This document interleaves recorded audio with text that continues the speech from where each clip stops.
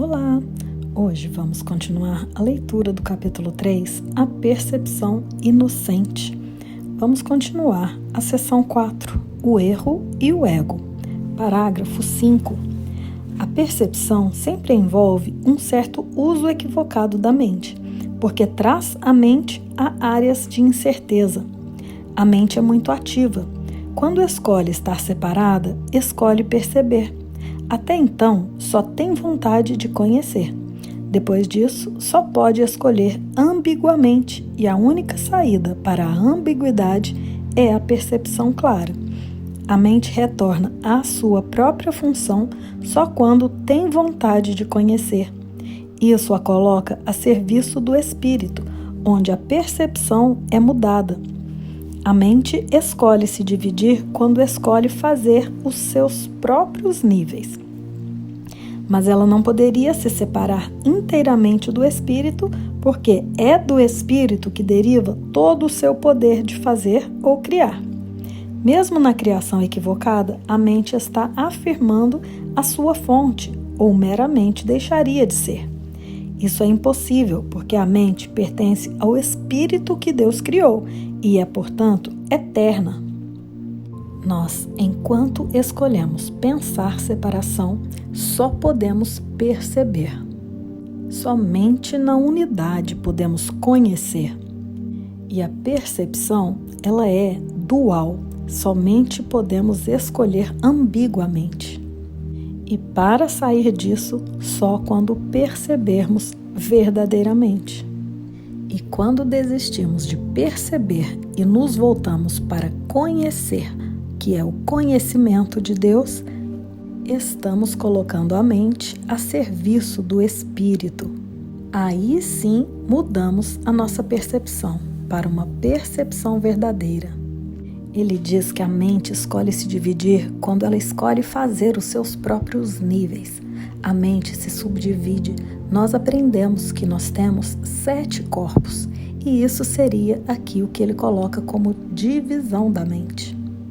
Vamos nos separando em níveis, até que experimentamos o nível físico. E todos esses 7 corpos que falamos também estão dentro da ilusão. Não tem como nos separarmos inteiramente do espírito.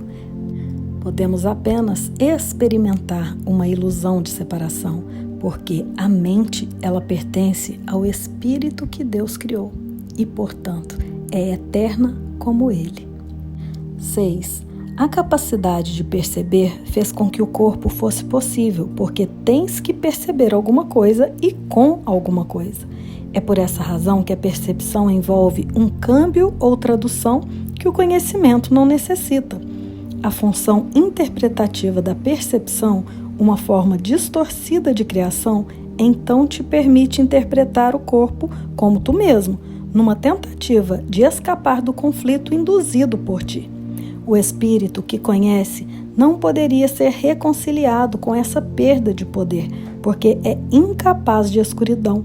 Isso faz com que o espírito seja quase inacessível à mente e inteiramente inacessível ao corpo. Daí em diante, o espírito é percebido como uma ameaça, porque a luz abole a escuridão, meramente te mostrando que ela não existe. A verdade vai sempre vencer o erro desse modo.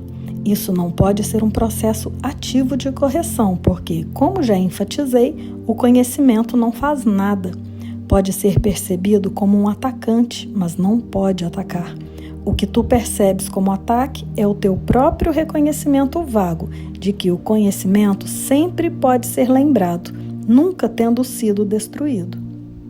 Essa nossa capacidade de perceber, ou seja, de se experimentar, fez com que o corpo fosse possível, porque temos que ter algo para poder experimentar a dualidade. Nós resolvemos nos experimentar separados, então agora confundimos o corpo como se fôssemos nós mesmos, como se estivéssemos escapando do conflito que nós mesmos fizemos. E aqui ele nos coloca o quanto é difícil para, enquanto nos percebermos como corpos, nos reconhecermos como espírito. Pois se nos percebermos como espírito, que é luz, o nosso corpo, vamos pensar que ele vai desaparecer, porque a luz, ela acaba com a escuridão. Mas aqui devemos nos relembrar que o corpo não é nossa real identidade. E uma vez identificados com o espírito, o corpo ele vai ser só um meio de transmissão dessa verdade. 7. Deus e suas criações permanecem em segurança e, portanto, têm o conhecimento de que não existe nenhuma criação equivocada. A verdade não pode lidar com os erros que tu queres. Eu fui um homem que se lembrou do Espírito e do conhecimento do Espírito. Como um homem, não tentei compensar o erro com conhecimento, mas corrigir o erro de baixo para cima. Demonstrei tanto a ausência de poder do corpo como o poder da mente. Unindo a minha vontade com a do meu Criador, naturalmente lembrei-me do Espírito e do seu propósito real. Eu não posso unir a tua vontade à de Deus por ti, mas posso apagar todas as percepções equivocadas da tua mente, se tu as trouxeres à minha orientação. Apenas as tuas percepções equivocadas impedem o teu caminho.